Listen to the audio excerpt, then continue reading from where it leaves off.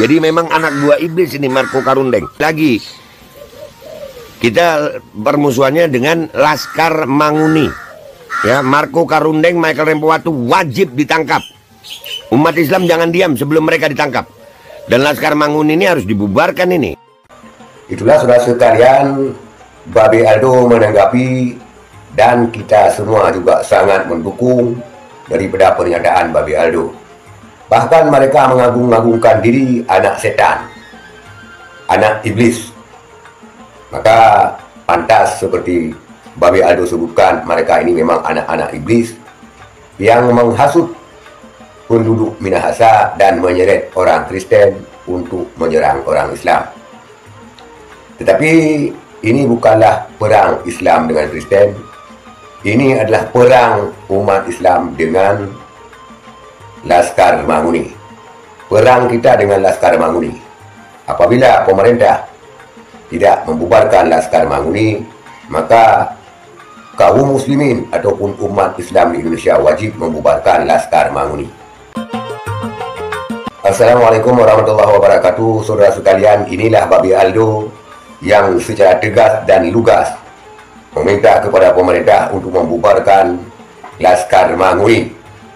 Karena Laskar Manguni ini telah membuat onar dan kekacauan. Terbukti Laskar Manguni ini memprovokasi dan membuat kekacauan di Bitung dengan menyerang kelompok pro-Palestina yang mengakibatkan jatuh korban di pihak pro-Palestina. Dan Babe Aldo juga meminta aparat keamanan untuk segera menangkap Marco Karundeng dan Michael Rempowatu, di mana mereka adalah petinggi daripada Laskar Manguni Bitung.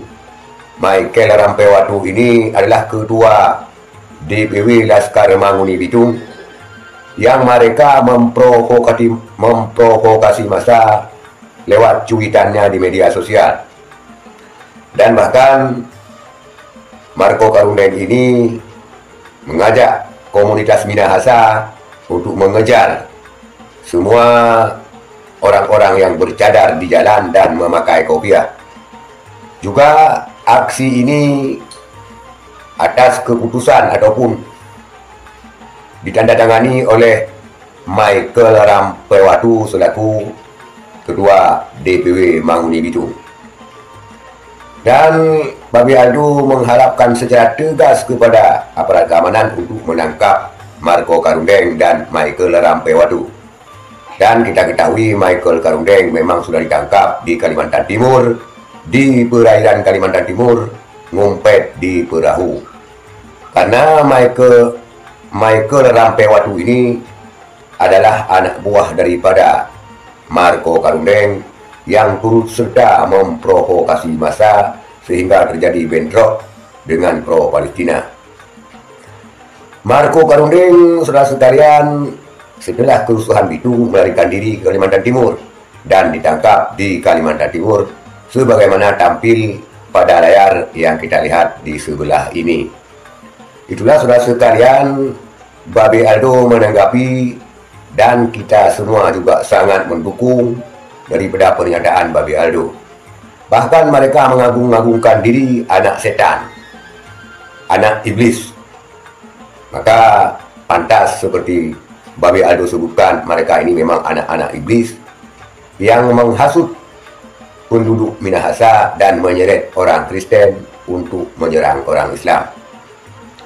Tetapi ini bukanlah perang Islam dengan Kristen. Ini adalah perang umat Islam dengan Laskar Manguni.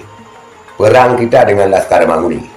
Apabila pemerintah tidak membubarkan Laskar Manguni, maka kaum muslimin ataupun umat Islam di Indonesia wajib membubarkan Laskar Manguni.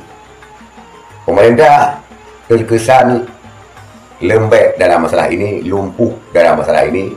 Apalagi kita lihat pemerintah sekarang disibukkan dengan capres-cawapres yang takutnya tergerus suaranya.